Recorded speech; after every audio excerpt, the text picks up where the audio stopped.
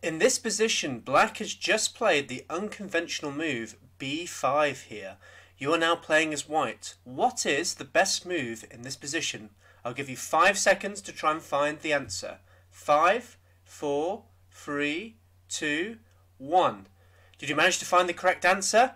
That's absolutely right. The correct answer is, in fact, bishop to f1. Really? That is the best answer in this position? Well, let's explore this crazy variation known as the Ulvestad Variation. But before I go into this video, I just want to remind you that not a lot of you are actually subscribed to the channel. If you haven't already, make sure you subscribe to the channel, click the like button if you like what you see, and if you manage to find the move at the beginning of the position, let me know in the comments below. Or vice versa, if you didn't find it, let me know what move you played instead. Let's have a look at this variation. So let's first explore how we reach the Ulvestad Variation. So the variation comes out of the Italian game Two Knights Defence Variation. And that starts with the moves e4, e5, knight to f3, knight to c6, bishop to c4, now going into the Italian game. And black has a number of different moves here, but one of the moves that he's played is the move knight to f6, known as the Two Knights Defence. This is a classical focused counter-attacking opening that aims to fight back against white's development and attacking this pawn on e4. However, it does allow white a potential option here, and one of the most popular moves is now playing the move knight to g5. This is known as the knight attack variation, and it's quite clear what white's intentions are. He's just going to bluntly attack this weak f7 square. Why is it weak? Well, only the king defends this particular square. Now there are some crazy tries that black has attempted in this particular position, but one of the consistent defences against this particular line is playing the move d5. This now blunts out this bishop that was now attacking on the f7 square. Now the best move for white to maintain an advantage in this position is playing the moves e takes on d5. Here black must be very careful how he continues in this position. If he captures here on d5, which looks like a perfectly innocent move, in actual fact this move can lead to a very dangerous attacking option for white, known as the fried liver attack. Here white can play the moves knight takes on f7, and well, black is pretty much forced to capture on f7 due to the fork against both the the queen and the rook. So king takes on f7, and here white can play the move queen to f3, now hitting both the king and also the knight.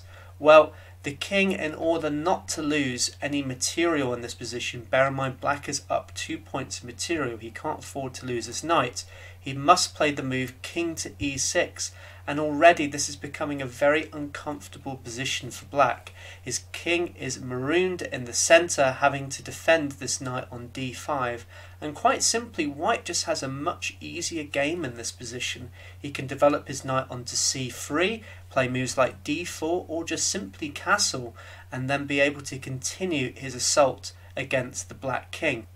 So it's unsurprising that this move is not the most popular line to play at club level and grandmaster level, and other attempts have been played instead of moves like this.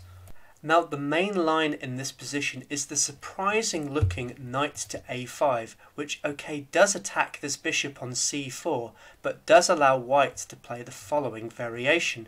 Here white, in order to keep hold of his pawn, can play the move bishop to b5 check, and after a move like c6 can now capture this pawn with d takes on c6, b takes on c6, and then consolidate his advantage by playing a move such as bishop to e2. Now at first glance it looks like white's winning in this position because he's up a pawn and he doesn't really have too many weaknesses in this particular position. Meanwhile, black has got this wayward looking knight on a5 and this damaged pawn structure. But it turns out that this position is in fact about even. The reason why that's the case is black is going to have an easy time to develop his pieces out due to his pawn structure, And in actual fact, white is not out of the woods just yet. He's got some pieces that aren't on the best squares possible. So for example, this knight on g5 is looking a little bit silly on this square now, as it's no longer doing its role of attacking on f7. And this bishop on e2 is not the best placed square for this bishop to go to. It's surprising then that in actual fact, black does score particularly well at the club level in this particular line. However, the only downside of playing a move such as knight to a5 is potentially white will be very booked up in this particular line to play against you. What he might not be particularly prepared for is the very unconventional looking move pawn to b5. This is known as the Ulvestad Variation. As you saw at the start of this video, I explained that the best move in this position is in fact bishop to f1, which might surprise you, but we'll find out now why this move is so important. Now, a move here you probably thought was okay at the start of this video is the move bishop takes on b5, and at first glance this looks fine. We're just taking the pawn, we've now actually got a nasty pin on this knight. It turns out that this move in fact is not very good at all, and black can secure equality quite easily with the move queen takes on d5. What this does is it's now forking both the bishop and the pawn on g2. Now, to illustrate how this position can go really bad very quickly, I want to show you a very fun game. This was actually a winner of a brilliancy prize, and the game continued with the move queen to e2, now defending this bishop on b5. Here black took the bait and took on g2 here, after which white counterattacked with the move queen takes on e5. It still looks pretty good for white. Notice that this knight can't capture because of the pin from this bishop. Here black just simply developed. He put his bishop onto e7. White took, black took back, and here white played the move f3. This had the idea of blocking out this line of sight from this queen hitting this rook on h1. Here black simply castled.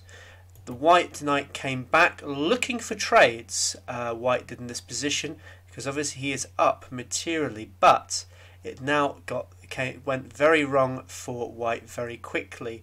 After the moves knight takes here, queen takes on e4, it looked as though he was maybe trying to search for all these trades, but black had a very nasty counterattack here. He played the move bishop to h4 check. In the actual game the king came to f1, but just to show you, after queen takes here, you can now take on f3 hitting this rook. And if, let's say, this rook was to come to f1, this is going to lead to checkmate in 2 after rook to e8. The only way that white can survive in this position is to block the check with the queen, after which rook takes is in fact checkmate. So that's not what happened in the position. So instead he played the move king to f1 in this position, after which this bishop came to h3 with check once again, and the king was forced over to g1. If it goes up to e2, he's just going to be walking into a very nasty pin. So he came to g1, but it didn't matter as the rook came to e8 anyway, threatening this back row checkmate on e1. A very nasty game to illustrate just how quickly black can get his activity up and running against this particular line. Now white can continue in a different way instead of queen to e2. The most popular move to play here is just capturing on c6. Well, this has the simple idea of trying to exchange pieces to slow down black's attack, and let's face it, white is up materially in this position, so looking for trades is generally a good idea here. Well, here queen takes on c6 is fine, and well, what's good about this is black is maintaining his attack on g2. Here, a very common mistake that white plays in his position, it's the most popular move on the Lichess database, is just to castle. And the problem with this is it now allows black to play bishop to b7 initiating this very blunt threat of just capturing here on g2. Now, one way that white has played in this position, again the most popular move, playing the move f3, blunting out this attack, but this does allow bishop to c5 check. After the king comes to h1, black can really embarrass white now by playing the move such as h6. And what's embarrassing about this is that this knight here has got no good squares it can go to. It in fact has to go back all the way to h3 just so that white does not go down materially in this position. Black can continue on a number of different ways, lots of different ways that are good here. I quite like the move g5 in this position, just immediately going for the attack, but also castles long is pretty good as well, as it gets the king nice and safe, and black just speeds ahead in its development. He's now completed his development. Meanwhile, white is just so far behind here. It's no wonder if you whack this on an engine, it will score black with a particularly decent score here. But g5 I quite like, and after, let's say, a move such as queen to e2, maybe hitting this pawn on e5, you could just castle long, and it will be in white's best interest definitely not to take this pawn on e5. But I will show you a game anyway where that happened, just to illustrate just how dangerous this line is. Here in the game, the queen captured on e5, a big blunder here, as it now allows g4 to be played.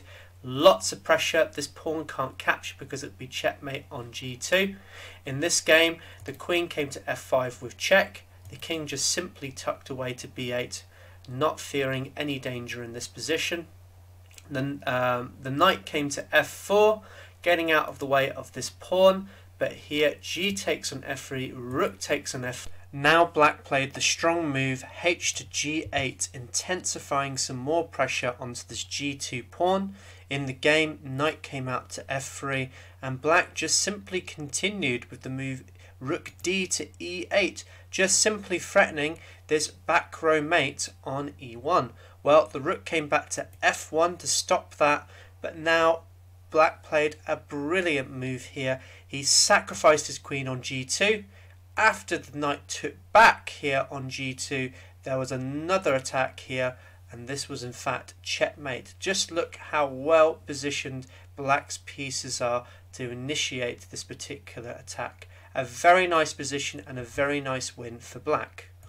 Now I want to show you one more way that white could play in this position to try and get a small edge, but it turns out that this should just lead to equality as well, and that is the move knight to c3, which does solve one of the problems in that it defends this bishop on b5. Here black can still take the pawn on g2, after which queen to f3 is quite a nice move, as it sort of forces a trade in this position. Notice that the queen cannot take here on g5 due to this nasty fork here on c6. So black is pretty much forced to capture here on f3, after which the knight comes back to f3. Here there actually will be a number of different trades that will happen in this position, ending in a very tame looking endgame position. So that position will arise after the moves bishop to d7, a move like d3 getting the bishop out and ready, bishop to d6, bishop to g5, and here black can force off a number of different trades now after knight to d4. We're now going to see a vacuum cleaner of a position as we go into an endgame after knight takes on d4, e takes on d4, bishop takes on f6, pawn takes on f6, bishop takes on d7, king takes on d7, and then a move such as knight to e4 now hitting this bishop, f5, the knight captures, and king takes on d6.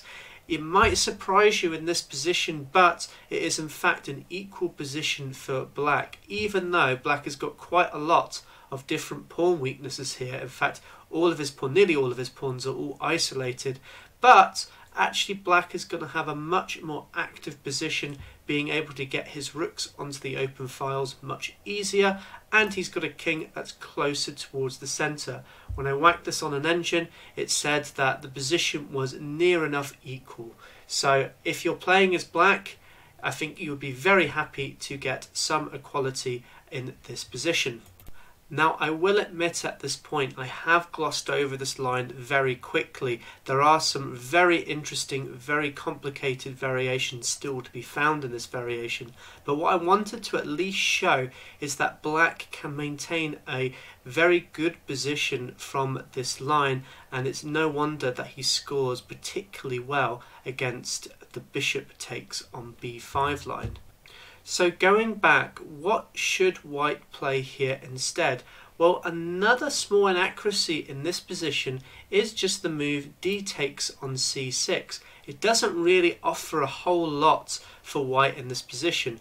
After white captures the knight, you take on c4, and again it looks like at first glance white is doing fine because he is up a pawn in this position. Here he can play the move queen to e2, now hitting this loose looking pawn on c4, but black has once again got this nice resource of queen to d5, now hitting this pawn on g2 and threatening to just recapture this material on c6.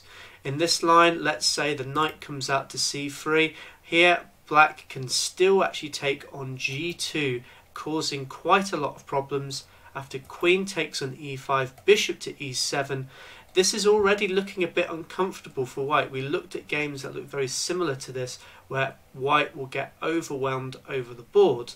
Here maybe rook to f1, getting the rook out of danger, but just simply castles, and then let's say the queen comes to g3 to try and force off a trade. I think black can have a very comfortable position after the moves such as queen takes on c6. He's just ahead in this development, and well, I think he's got an okay position here going into the middle game. The king is still stuck in the center. It's going to be very difficult for white to be able to claim any sort of edge in this position.